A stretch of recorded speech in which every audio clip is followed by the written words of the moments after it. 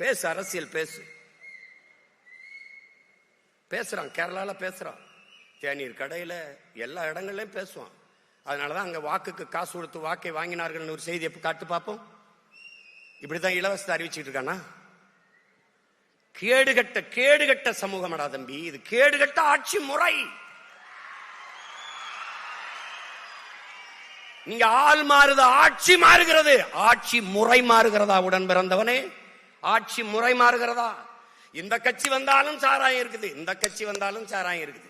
இவன் வந்தாலும் ஊழல் லஞ்சம், இவன் வந்தாலும் ஊழல் லஞ்சம்.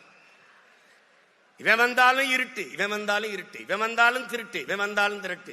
இவன் வந்தாலும் பாலியல் கொடுமை வன்கொடுமை, இவன் வந்தாலும் பாலியல் கொடுமை வன்கொடுமை. என்ன இருக்குது? ஆள் மாறுது, ஆட்சி முறை மாறுகிறதா? ஆட்சி முறை மாறணும்.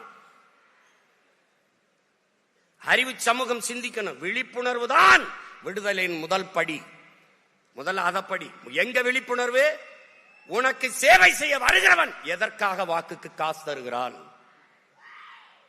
வாக்குக்கு காசு கொடுக்கிற அந்த இடத்திலே ஊழல் லஞ்சத்திற்கான விதை ஊண்டப்படுகிறது என்பதை நீ சிந்தித்தால் அதான்டா விழிப்புணர்வு, அதான்டா விழிப்புணர்வு.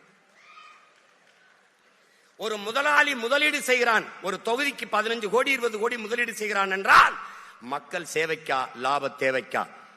இதை அறிவு சமூகம் சிந்திக்கணும். எப்படி ஊழல் லஞ்சத்தை ஒழிப்ப? எப்படி ஒழிப்ப?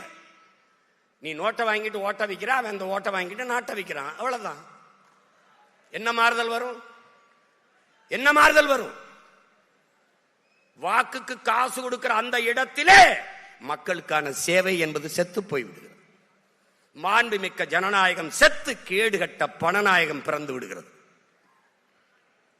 இதை ஒழிக்கணும். யாரால முடியும்? ஒன்னால, இங்க இருக்கிற ஒவ்வொருத்தனால. தம்பி, ஒரு வண்டி நிறைய குப்பை, அதை கொளுத்துவதற்கு வண்டி நிறைய நெருப்பை எடுத்துக்கொண்டு எவனும் செல்வதில்லை. ஒரே ஒரு தீப்பெட்டி, ஒரே ஒரு தீக்குச்சி. அப்படின்னா இந்த அரங்கத்துல எத்தனை ஆயிரம் தீக்குச்சி இருக்காயின்னு பார்த்துக்க. பற்றி எரியணும், புரட்சி தீயாக மாறணும்.